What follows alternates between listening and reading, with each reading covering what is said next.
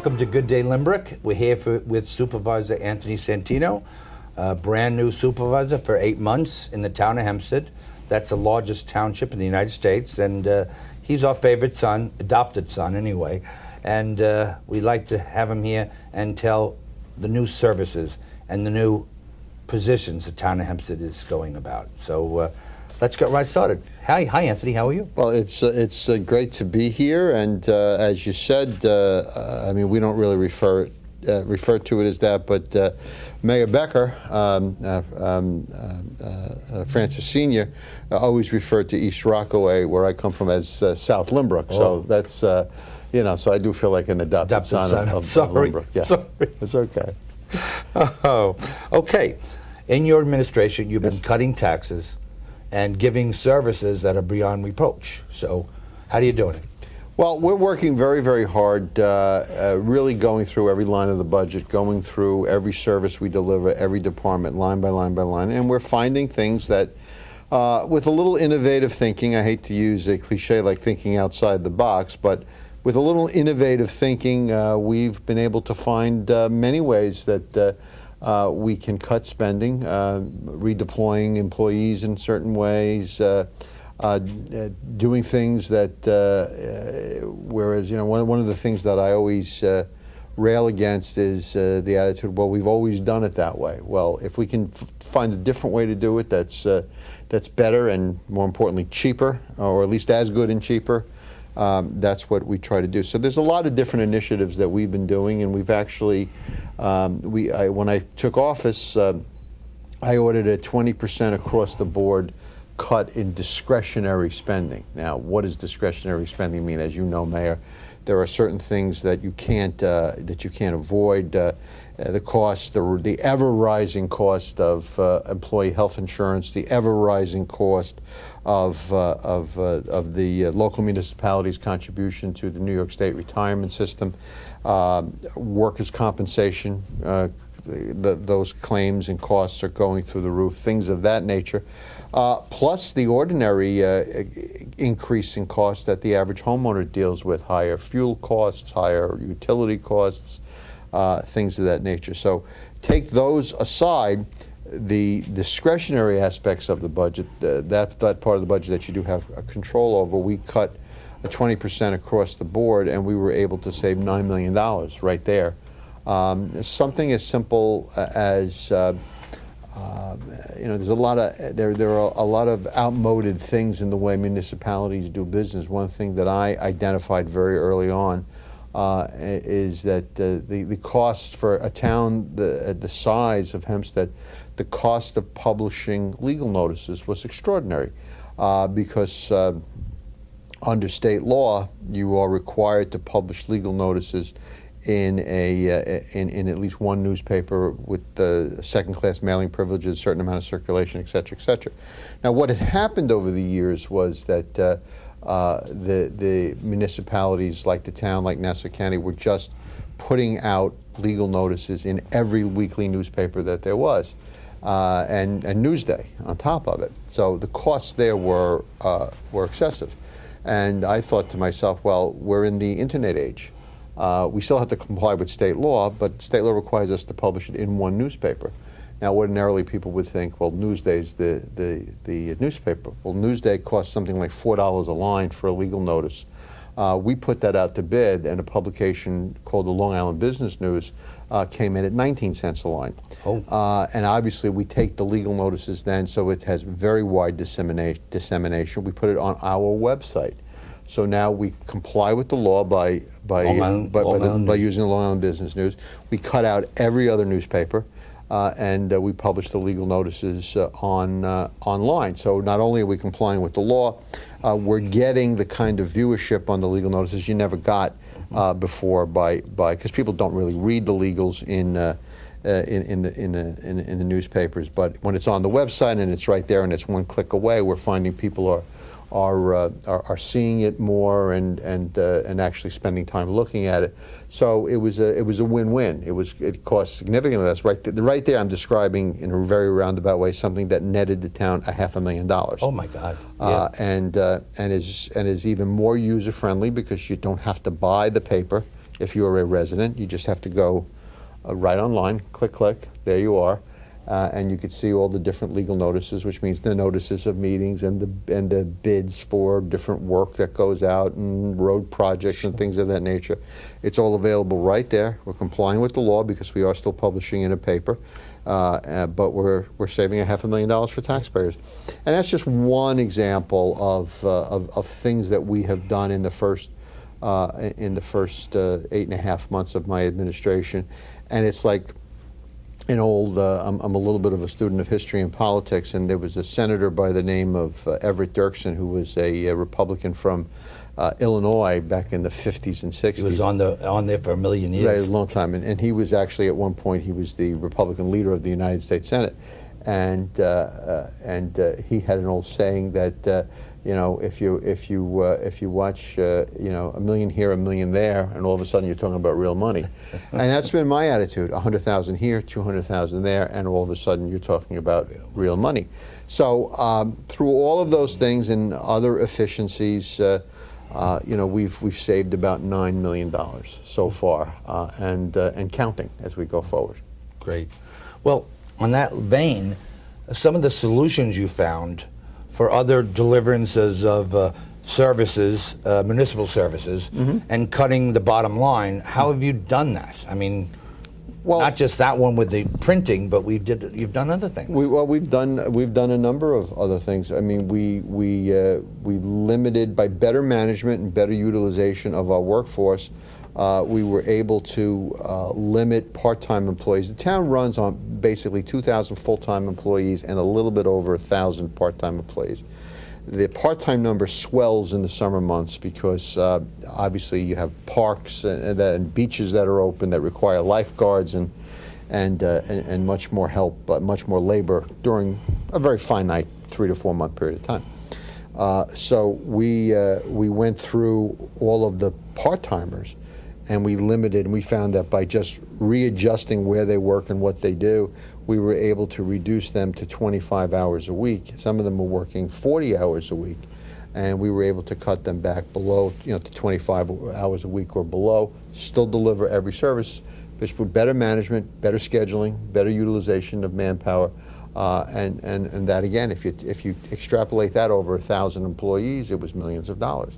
So that we used to deliver backdoor pickup of garbage collection. I know here in Lynbrook it's curbside. Yeah, curbside. We used to deliver in just a couple of small communities. We were delivering, and it was just something that had gone on for 40 some odd years, as I discovered when I took office, and we weren't required to do it, but we were doing backdoor pickup, and that obviously requires more men, more trucks, because the routes are smaller, because you can't and they walk around the building. And they walk around the back, and it actually results in additional workers' compensation claims, because they're walking on people's property. They'll trip over a tricycle or a garden hose or a rake or something like that. So you would get more workers' comp claims from more injuries to the employees. And so we were under no legal requirement to deliver it. And the thing was that people who lived in other communities like Levittown, East Meadow, in this neck of the woods, Bay Park, the parts of Island Park that are where sanitation collection is done by the town, they were paying the very same amount of tax dollars as were these people in Merrick and Belmore who were getting backdoor pickup. So I just ended it. Was that, you know, did I get some complaints over that? Yeah, but that saved $1.8 million. So it's those kind of, you have to be willing to make the tough decisions. You can't make everybody, they're still getting the same service, they're getting the same amount of pickup, but they just have to bring the can to the curb, which everybody else does. And if they don't want to do that and save $1.8 million, right? You know, So they got to think about there's got to be some give and take. I mean, another thing, we stopped collection on Election Day. This will be the first, November the 8th. This will be the first time we don't collect on Election Day, because obviously, as you well know, Mayor, a holiday is double time. Yes. And in my view, there was no reason to do that. I mean, a lot of people are off. Certainly, anybody who works for a municipality, a school district, anything like that, they're off on Election Day. So I felt there was really no need to pick up sanitation collection on Election Day. So we suspended that, and we saved a lot of money because we eliminated double time on that day. All I'm hearing is that you're doing more with less. That's your Yeah. philosophy. Yeah, we're doing more with less. We're doing things. We're not delivering less of a service. We're delivering the same services. We may be delivering it sometimes in a different way, but it's all with an eye towards the bottom line. That's good. And that's when I say more, I mean more services but less money. So I mean, probably the biggest thing in terms of cost savings that we've done so far, and it's also something that's very environmentally friendly, is we are converting all of our. We are basically done with converting all of our streetlights in the town from the normal streetlights that sodium high pressured streetlights to LED lights. Now, LED lights are much more energy efficient and therefore cheaper. So we're saving about $2 million a year just in lower utility costs, lower electric bills for our streetlights. We are now going in the process, we've just begun the process of converting all of the interior lights in all the town facilities. We have 43 different buildings that are owned and operated by the town of Hempstead, from little buildings at parks facilities to, we have Old Town Hall, New Town Hall, 200 North Franklin Street. We've got a couple of major office buildings, and we're changing all of the interior lighting to these very high efficiency LED lights. And again, obviously environmentally friendly, uses less energy, but will save a significant amount of money for taxpayers. Great. I have a question here that I don't even think I'm going to ask because you answered it all already. Okay. But it's about watching the bottom line and doing budgeting. But if you want to say some more on that, that's great. Well, so the budget that I will submit to the town board at the end of September actually will be the first budget that the town has put forward. Town supervisor has put forward in.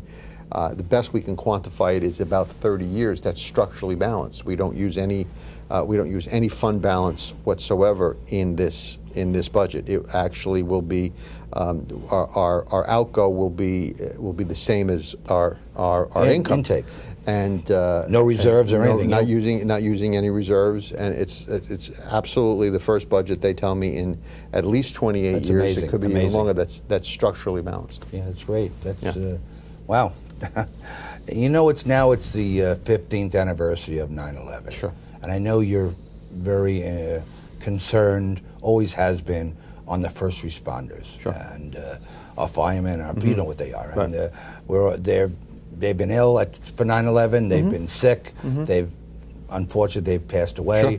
And there's an act out there that you're supportive of that helps them. Can you tell them about that? Sure. It's the Zadroga Act. It's actually federal legislation that provides federal funds for health care for first responders who become ill due to 9/11 related injuries, sicknesses. Meaning all of the first responders who responded to the World Trade Center. Obviously, there's horrible circumstances, all that was floating around in the air, asbestos, things of that nature. So unfortunately, a lot of our first responders in the intervening 15 years have become sick, and some have passed away based on illnesses that are caused by illnesses that are absolutely traceable to what they were subjected to in the aftermath of 9/11. So there was a lot of controversy over this Zadroga Act, which would provide federal funding for health care for first responders who became ill because of their response to 9/11. And I must salute Representative Peter King, who represents obviously a good part of Nassau and Suffolk County, who was absolute national leader on it. And it was very, very sad that there were a lot of members of Congress from other parts of the country who were very reticent and really resisted providing this funding, because obviously the vast majority of those who responded to the World Trade Center site in the aftermath of the terrorist attacks were from the New York, New Jersey, Connecticut Northeast. metropolitan area.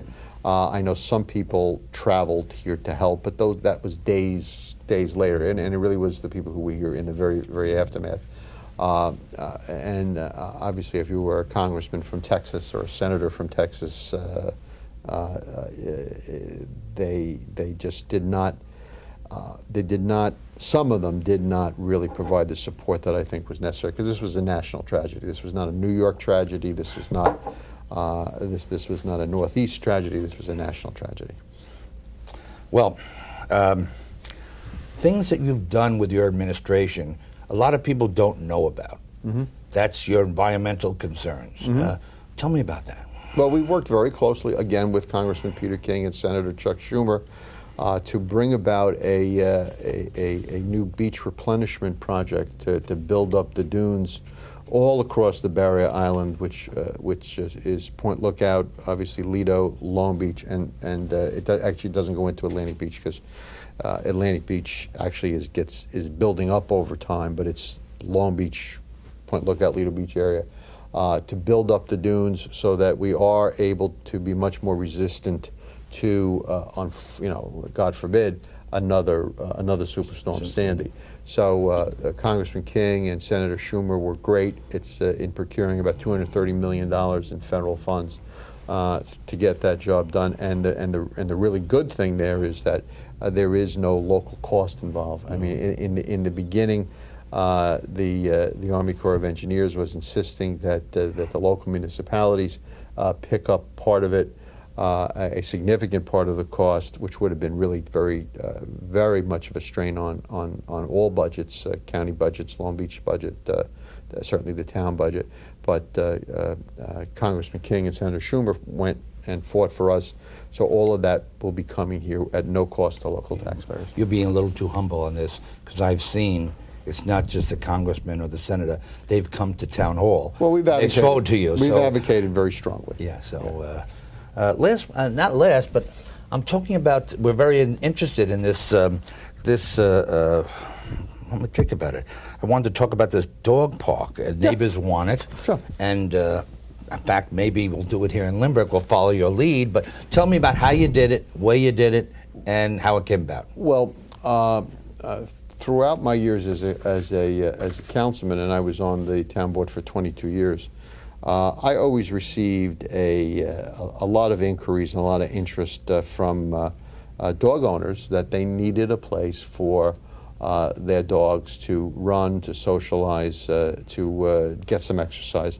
And I looked into it, and I found out that it was something that was very, very good for the dogs. Very, not only the exercise, the socialization, the chance. I mean, a lot of obviously in our communities, people don't have, 2-acre plot homes. Very few of those in the town of Hempstead, and most of them are 40, 50 by 100, which does provide some exercise space, but it's not really ideal.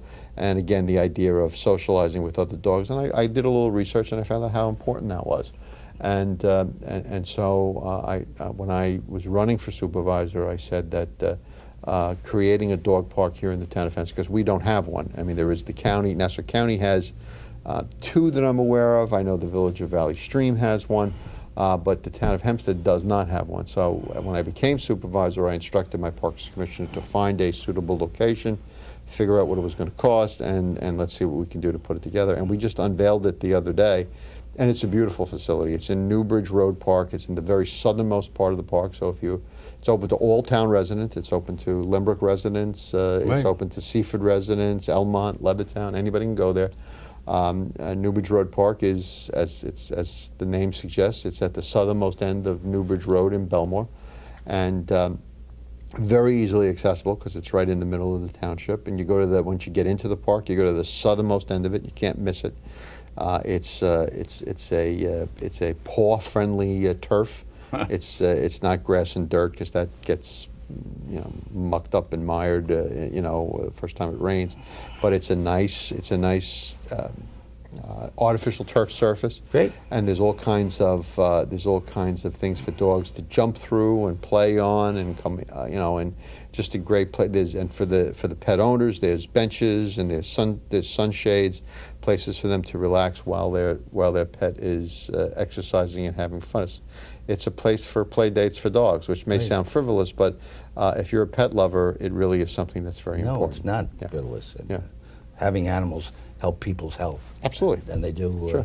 I'm going to have to go look at that. We'll Oh, it's talk great. about it for Lynbrook. And I tell you, the one, just to give a plug to my friend Mayor Eddie Fair in Valley Stream, the one in Valley Stream is beautiful, and it's ours already. In just opened a few days. It's already been, the weather's been wonderful, but they tell me that people are it's hopping. It's so busy, and it's open free of charge. And to any town resident, again, any town resident, you do have to provide proof that the dog is licensed. All right. Okay, and the pet owner has to stay with the pet. They obviously can't drop them off and say, "I'm going shopping. I'll be back in an hour." They have to be there. I guess I have to lead up to. Yeah. Well, if that happens, yeah. But yeah, hopefully that doesn't happen. Last but not least, and I know you're very concerned about this, is our seniors. Yes. You have many programs in the town, flu shots, helping with their taxes, beach programs. Tell me more about that.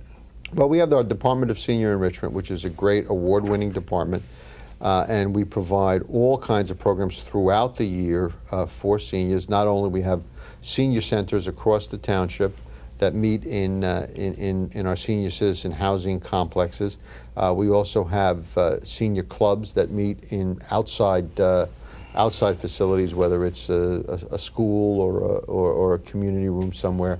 And we provide all kinds of recreational opportunities for seniors, and things like tax preparation assistance, obviously during the tax season, flu shots. We have a health fair. Thousands of seniors attend that health fair, where we have all kinds of vendors and people providing, all kinds of different health screenings and things of that nature. And then of course the highlight of it all is the summer senior beach program that runs throughout July and August. It's 5 days a week. It's all free. It's all free to seniors. They can come down there, and we have from all kinds of recreational activities. We have a band every day for music and dancing. We have rooms where people can play cards, arts and crafts, painting, shuffleboard. It's a very wide-ranging program. What I'm looking to do is to enhance what is already a great program even more, because I think we have a certain niche of a population, people who are almost our age, Mayor. A couple of years from now, who are retiring, in their 60s, and who are looking for who are again looking for an opportunity to do things with other seniors and other people their age. Right. And so I'm trying to develop some ideas and things for a little more active seniors. Whether it's organizing trips to golf courses, bowling, different things like that. That maybe a more elderly senior is not up to or not interested in, but to kind of have something for those people who have just retired. Now, not obviously some people will have friends and spouses that they're going to do things with, but for seniors who recent retirees who don't have that and who are looking for a place to go with people their own age and their own physical, who have some who are in pretty good shape, who may want to do some different things and that are a little more active than you would normally associate with a senior program. So that's kind of something we're moving into. Another new service. Yeah, kind of thing we're looking into. Well, before we say goodbye, yes, I would like to show a couple of pictures. Sure. That I brought along, and I think you know what they are, but this one is Lynbrook's Expo. You come to everyone, and every function that Lynbrook has, you show up. You're always in there. You're here with the congressman, and I'm sorry, the it's got everybody. This is right now speaking here, and I want to just put a little comment in about him. This is Councilman Anthony D'Esposito, who succeeded me on the town board. As I said, I represented Lynbrook on the town board for 22 years as a councilman. When I moved up to supervisor in the last election, my seat had to be filled, and so we filled it with a fine young man from Island Park. He is a former New York City police detective and a former chief of the fire department in Island Park. He actually was the chief of the fire department during Superstorm Sandy. So I'm going to show you two pictures, and Anthony's with you again. Yeah. Tell me a little about this. Yeah, I'll tell you a little about this. This is our we have a wonderful animal shelter out in Wantagh, and the animal shelter is a place where obviously.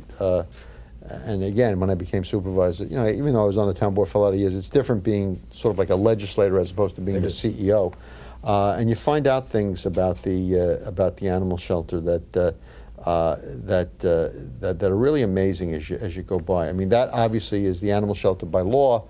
If someone is going to surrender a pet, and there's a lot of reasons for that. It's not just, you know, sometimes people just think of it as someone who's cavalier who buys their kid a pet for Christmas and they get tired of it. And there are a lot of other reasons. A lot of times people are forced to leave their home and they have to go into an apartment where no pets are allowed. Things of that nature, or situations where someone loses a job and they have to cut back and they can't afford to have the pet. So those pets come to us, and it's our job to try to find them a loving home. Now, what happened here in the circumstances of these pets, these dogs that we're holding, is we had the ASPCA uncovered 2 different situations where I think one was 15 dogs and one was 45 dogs were being basically hoarded in private residences within the township. And obviously they were not well cared for, they were not clean, they were in pretty tough shape. So the ASPCA turned the dogs over to us. We treated them, cleaned them up, gave them some TLC, made sure that they were well nourished, and then we put them up for adoption. And we were able to find these beautiful little pets loving homes in really just a couple of weeks. It was 50, 60 dogs in a couple of weeks that we were able to find loving homes for. So we're very proud of what we do there. Very cute dogs. Yeah, very cute dog. I mean, and there's some other. I mean, there are others that are you know, not quite like this, but they're just. I mean, the other thing. The one thing I learned is, you know, everybody hears pit bull and everybody thinks, ooh, a pit bull is a dog I wouldn't want to have. Pit bulls are very loving pets. They're very loving dogs, and we get a lot of them in the animal shelter because people don't really quite understand how good a dog, how good a pet a pit bull could be. So they make perfect pets for a home, even a home with children in them. And we have a lot of pit bulls in the animal shelter because unfortunately people just don't. They have a bad rap, and but we work very hard to try to get them placed. That's great. Yeah. Well, we have a dog here called, I think it's Mickey. Yep. Do you know anything about Mickey? Yeah, well, Mickey was, again, one of those situations where it was, Mickey was very difficult to place. And I think it took over 2 years for us to do that. But we have a great group of staff, a great group of volunteers down at the animal shelter who work very, very hard to find homes for all the pets that we have there. And we keep those dogs there. I mean, unless there's a health issue, unless there's a safety issue, you know, we don't euthanize for space at the animal shelter. You know, those sometimes we're very crowded because we do that, and we don't. You know, we work very hard. And this was a tough case, but we were able to find Mickey a home not too long ago. You have a great staff down there. Yeah, they're really good. They work very, very hard. Well, last but not least, we have a dog named Paprika. Okay. You know Paprika? Yeah, Paprika was again a very. I think was the longest. She was a pit bull. I think she was the longest resident of the. She was there 2.5 years at the animal shelter, and again through. The internet is a great thing. I mean, there's good and bad about it, but it's really a great thing if used correctly. And we have a Facebook page at the animal shelter, so people from all over get to learn about the dogs that we have there. And Paprika was one of those that we were able to reach out to people and find Paprika a home. But we use all the different social media tools that are out there in order to make sure that, you know, it's not just open to town residents. I mean, anybody wants to come and adopt one of our dogs, we're more than happy to do that. Good. Supervisor? Mayor? Thanks for coming today. Great job here in Lynbrook. Thank you for coming and My pleasure. taking care of my residents. Okay, we're going to do it. And your residents too. Absolutely. Absolutely.